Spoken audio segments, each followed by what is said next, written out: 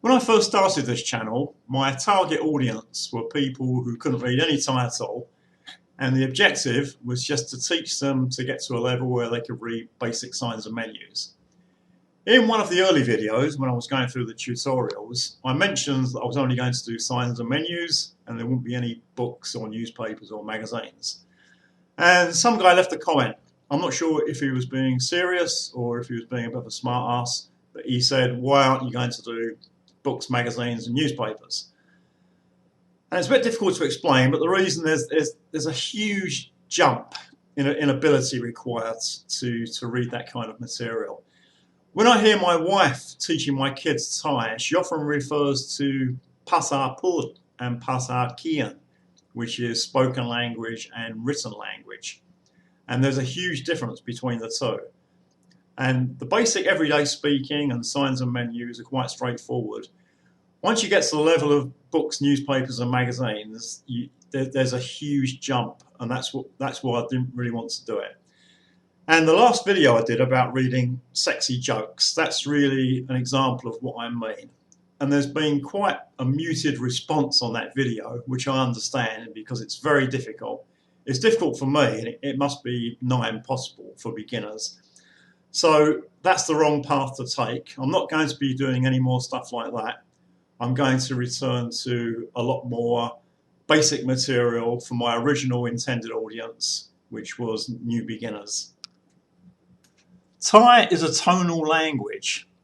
For the same basic sound, there are 5 ways the word can be pronounced. It can be pronounced with a mid-tone, a low tone, a high tone, a rising tone, and a falling tone. Down in southern Thailand, I've actually heard it said that there are 6 tones. So in addition to those 5 tones, there's also a high and rising tone. And I hear the southern dialect quite a lot, and I can confirm that when southern Thais start speaking their own dialect, the tones get very, very high. When I first started learning the tone rules, I imagined that Thais learnt the same way. But once I had kids and they started going to school and learning Thai, I realised that the way they learn is completely different. So what they'll have, the tables like this, and there'll be 5 words with the same consonant vowel combination. So one word won't have a tone mark, and the other 4 will use the 4 different tone marks. At school, their teacher will pronounce the words with the correct tone, and they will follow like little parrots. And when they get home, their parents will do the same thing, and this will go on for years. So over that period of time, they will hear the words pronounced the correct way thousands of times, and that will just be ingrained in their little brains. Foreigners criticise the Thai education system for its lack of critical thinking and rote learning, but for things like this, the rote learning actually works very well. Take a quick listen to how my wife teaches our children to read these words using the correct tones. Line 1.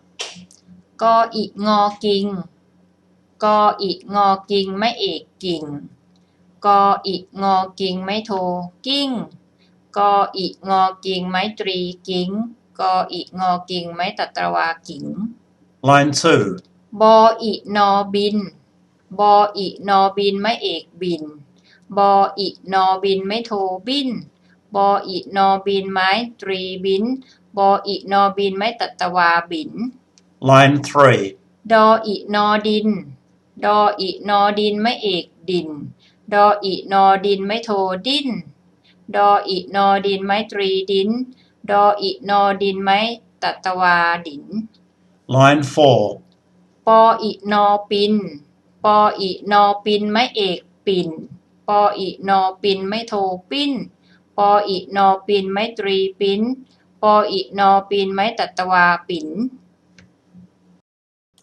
Now let me demonstrate how foreigners learn the tones using tone rules. I'll just do the top line. And these words begin with gorgai, which is a mid-class consonant. And the first word doesn't have a tone mark. And the rule for that is a mid-class consonant and a live syllable makes a mid-tone. The second one uses the first tone mark, my egg. And the tone rule for that one with the mid-class consonant is a low tone. The next one uses the second tone mark, my do, and the tone rule is a falling tone. The next one is my tri, the third tone mark, and the tone rule says a high tone. And finally, it uses the fourth tone mark, my jatawa, and the tone rule for that is a rising tone. Occasionally, I hear people say that to learn a second language, you should learn like a native speaker. But in this case, it's just not practical. You know, foreigners don't go to school and have these words repeated hundreds of times by teachers, and they don't go home and go through the same process with their parents. So it's just not practical to learn the same way as Thais do. There are advantages and disadvantages with both. With the Thai way, they learn by rote, so they instinctively know what the tone of a word is just from the spelling, and they can do that instantaneously, so they can just read and get the tones right. However, as I said before, if you ask them why is this word a certain tone, they don't know. The reason they know is because their teachers and their parents told them it was like that. They don't actually know the rule. If you ask a foreigner, they will be able to tell you because they learn the rules. However, the big disadvantage for foreigners is speed. Learning by rules is very clumsy. And if you're reading a sentence, you can't go through the tone rule for each word and do it at a speed fast enough to read in a natural way. It takes a very long time. So Thais can use tone marks to change the tone of a word, but they can also use other methods. And for this example, I'm just going to use the Thai word for pig, which has a basic sound of mu, M-O, long oo, but it needs to be pronounced with a rising tone. And all we need for the basic sound is an M initial consonant, more ma, and a long oo vowel, the sara oo. And with this vowel, it's written below the consonant. So that's the basic sound. But the problem is that more ma is a low-class initial consonant. This is a live syllable, and that combination just gives us a mid-tone, and we want a rising tone. So all we actually need to do is to put the fourth tone mark, the my jatawa, above the initial consonant. That will make the rising tone. But Thais don't do it that way. Let's take that one off again. What they do is to put a haw heap in front of the initial consonant. Now, what we've got now is an H consonant, an M consonant, then an oo vowel. But that haw heap is only there for tone purposes. It doesn't make a sound. The word still starts with an M consonant. But what this does, it makes the initial consonant of that word high class. And when we've got a high class initial consonant and a live syllable, we get a rising tone, which is what we want for this word. So this is something you need to keep an eye on. Sometimes there are consonants at the front of the word, but they remain silent. They are only there for tone purposes. This sign that I spotted at a food court in Pattaya probably confuses a lot of foreigners. But if you understand how Thai works, you will know why the vendor has written H mu as the transliteration for pork. The thing about tones is not to get discouraged.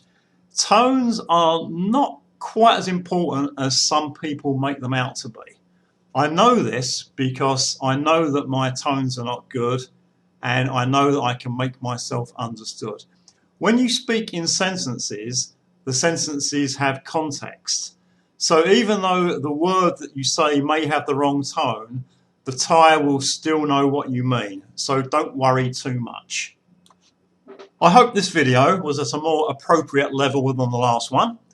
Thanks again for watching. If you have any comments or questions, please leave them below, and there'll be more videos soon.